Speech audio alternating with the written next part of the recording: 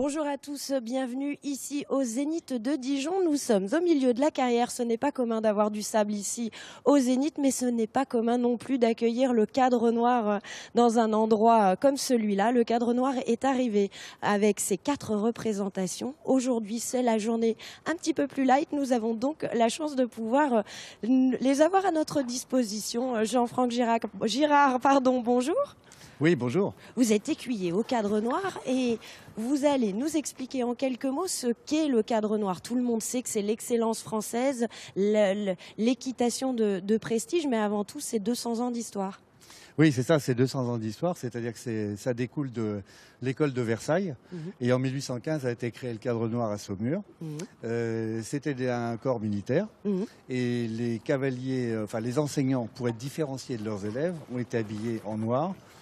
Pour les différencier des autres qui avaient une tenue kaki. Alors, ce n'est plus le cas forcément aujourd'hui, c'est encore militaire, mais il y a beaucoup de civils comme vous.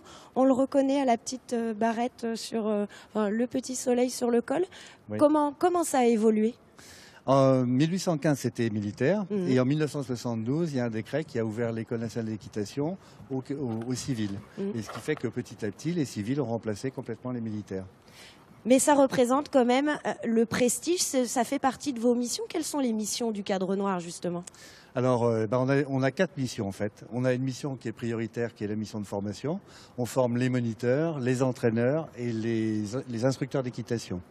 Ensuite, ça c'est la partie formation. On a une partie prestige. Donc ça, c'est les spectacles du Cadre Noir, les galas à l'extérieur, à l'international ou même à Saumur. Et la 3e mission, c'est une mission d'aide à la compétition aux équipes de France, que ce soit de dressage, de saut d'obstacle, de complet en France ou de voltige. Et ensuite, on a une 4e mission qui est une mission de recherche et de développement pour mettre en place des travaux qui servent pour l'équitation classique de tous les jours. Alors, on le voit derrière nous, il y a un écuyer, même si c'est une femme. Elle est sur un cheval de dressage. Tous les écuyers sont avant tout des cavaliers de très haut niveau. Sur les cavaliers qui sont la particularité de l'école, du Cadre Noir, c'est qu'on est tous des cavaliers de saut d'obstacle, de complet et de dressage. On n'est pas que seule discipline. D'accord. On est pluridisciplinaire. Pluridisciplinaire. Pauline, est-ce que vous pouvez nous expliquer un peu ce qu'elle est en train de faire là avec son cheval Réboni ? Alors, Pauline est en train de détendre son cheval et de travailler son cheval par rapport aux présentations qu'on fait. Donc, les présentations qu'on fait, c'est un travail dans le sens de la longueur, c'est-à-dire de ralentissement, de développement d'allure, d'agrandissement d'allure. Donc ça, c'est quelque chose qui est dans le sens longitudinal. Et puis, on a aussi des mouvements, ce qu'on appelle les déplacements latéraux. Là, elle fait quoi, par exemple ? Là, elle fait un développement, elle agrandit l'allure. Oui. Donc là, elle est en train de trotter en cherchant à développer un peu plus de hauteur dans la foulée et de longueur dans la foulée. Donc ça se traduit par une légère accélération, mais surtout par une amplitude plus importante de l'allure en hauteur. Ensuite, là, elle travaillait sur un mouvement latéral qui s'appelle la tête au mur. Et en fait, elle va travailler son cheval sur l'appuyé. Ça, c'est ce qu'on appelle un appuyé. L'appuyé, le cheval se déplace de côté. En regardant où il va. Donc il est plié, il est incurvé du côté où il se déplace.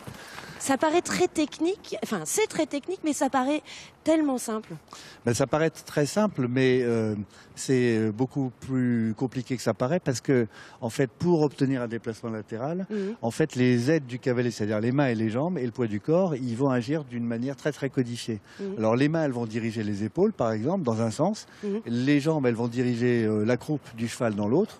Il y a une jambe qui va pousser la croupe d'un côté, l'autre jambe qui va plier le cheval, qui va incurver le cheval, donc qui va plier la colonne vertébrale. Et tout ça sans que ça se voit. Et tout ça sans que ça se voit. C'est-à-dire qu'en fait, pour le cheval, il faut se mettre à la place du cheval. C'est très compliqué parce qu'il a besoin, à chaque fois qu'on place une jambe à un endroit et l'autre à un autre endroit, de comprendre que c'est ce mouvement-là qu'on va lui demander, avec cet angle-là et cette amplitude-là.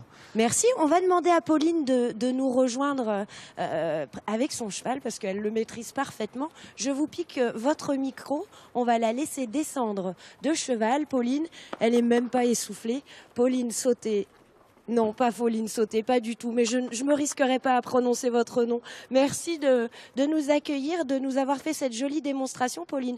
Réboni, c'est votre cheval, vous en avez combien à monter en gala pour le Cadre Noir ? En gala, j'en ai aujourd'hui, enfin ce week-end, j'en ai qu'une seule. J'ai Réboni. En général, j'en ai deux, mais mon autre cheval se repose et va bientôt reprendre la saison. Vous-même, vous êtes une femme, on dit quand même un écuyer, mais c'est très rare, il y en a pas depuis très longtemps au Cadre Noir des femmes. Oui, nous sommes 3 actuellement au Cadre Noir. La première est arrivée en 1982 et je suis la 5e. Je suis la dernière à être arrivée en tant que femme, la 5e. Est-ce que quand vous étiez petite fille, c'était un rêve déjà? C'était pas un rêve. Moi, je suis issue donc, du milieu du cheval, puisque mes parents tiennent un poney club du côté de Rennes. Mais j'étais partie vraiment pour faire autre chose, voulant garder le cheval comme loisir. Je suis partie. C'est raté. Je voulais être professeure de PS. Et quand j'étais à l'UFM, ça m'a pas trop plu, les stages que j'ai faits. Je suis repartie dans l'équitation. Enfin, je suis partie dans l'équitation. J'ai passé mon monitorat et puis mon instructorat à Saumur. Et c'est pendant mon instructorat que s'est ouvert le concours d'entrée pour être écuyer. Et voilà, je me suis présentée juste après, donc je suis au Cadre Noir depuis fin 2006. Dans le gala, qu'est-ce que vous présentez? Vous présentez notamment un pas de 3. Qu'est-ce que c'est? Alors le pas de 3, c'est un mini collectif où nous sommes les 3 filles. Donc on apporte vraiment une touche différente, on arrive juste après les sauteurs. C'est vrai que les sauteurs sont réservés aux garçons. Nous, les filles, on essaye d'apporter notre petite touche personnelle, donc un petit peu plus de féminité. On n'a pas la force des garçons, donc on essaye de monter avec plus de finesse puisque nous avons moins de force. On essaye d'apporter cette touche d'élégance, en tout cas notre petite touche personnelle. Très rapidement, pour conclure, vous avez eu le premier gala mercredi. Comment vous êtes accueillis par le public? Public très chaleureux. Très chaleureux sur ce premier gala, très agréable. On a envie de leur faire plaisir, vraiment un public très très chaleureux.